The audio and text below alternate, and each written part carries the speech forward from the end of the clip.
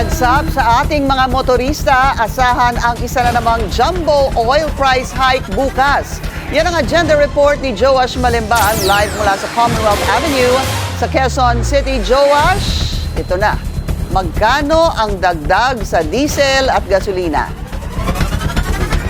Dito sa kasalukuyan, naglalaro pa sa 127 to 130 pesos yung presyo ng diesel dito sa kinatatayuan ko ngayon na gasolinahan sa Quezon City. Pero posible raw na sumipa hanggang 170 pesos per liter ang presyo ng diesel mula bukas. Ayon sa mga nakausap nating oil industry experts, 17 to 19 pesos ang projected na increase ng presyo ng diesel bukas, samantalang 4 to 6 pesos naman sa presyo ng gasolina. Nakausap natin kanina si Manibela Chairman Marval Buena at ayon sa kanya, pinagpapalunuhan daw muli ng transportation sector ang pagkasa ng mga panibagong kilos protesta at tigil pasada sa mga susunod na linggo. Aniya, bukod sa hindi sustainable, hindi raw lahat ng mga PUV driver at operator ay nakatatanggap ng fuel subsidy ng gobyerno.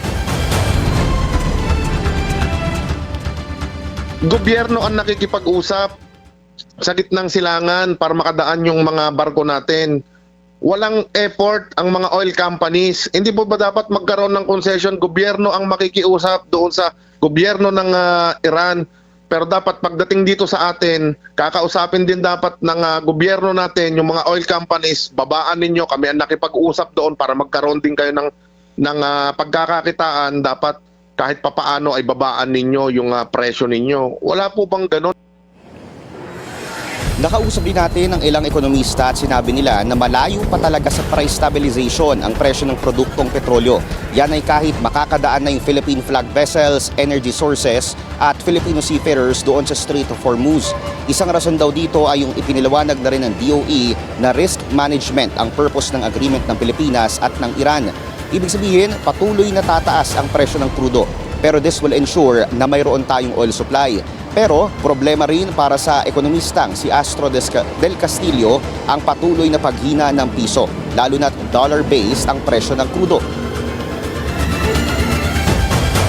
Mukhang papunta rin talaga ang piso doon sa worst case scenario natin, lalo na tuloy-tuloy ang gera sa Middle East. No? Ito ang gera talaga ang nagdi-dictate ng pricing sa lahat.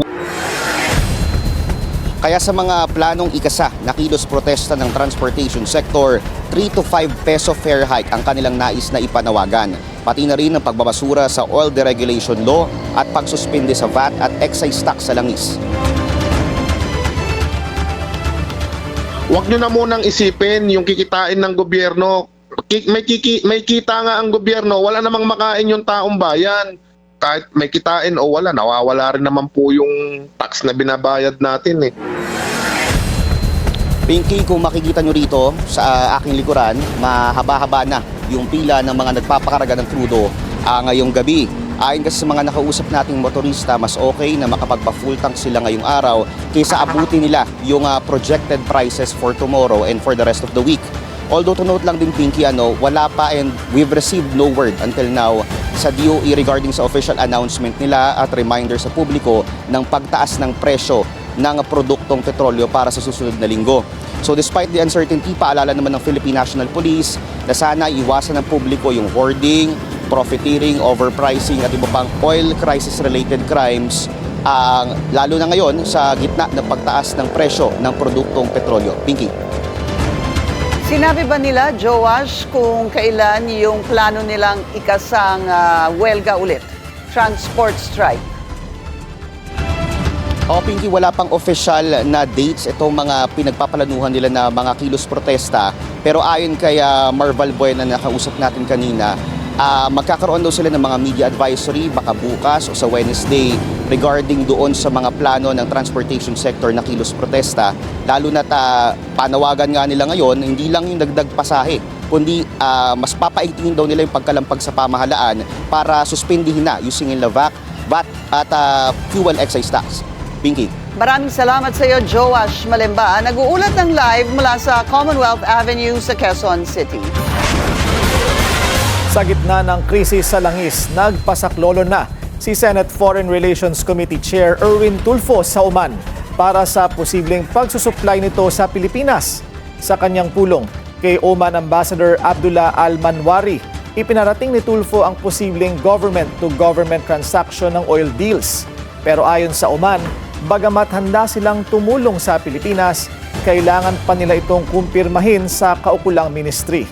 Nagpasalamat naman si Tulfo sa Oman na nagsilbi ring exit point para sa mga repatriated OFW. Mag-follow sa aming mga social media accounts at mag-subscribe sa aming YouTube channel para sa pinakahuli at eksklusibong mga balita.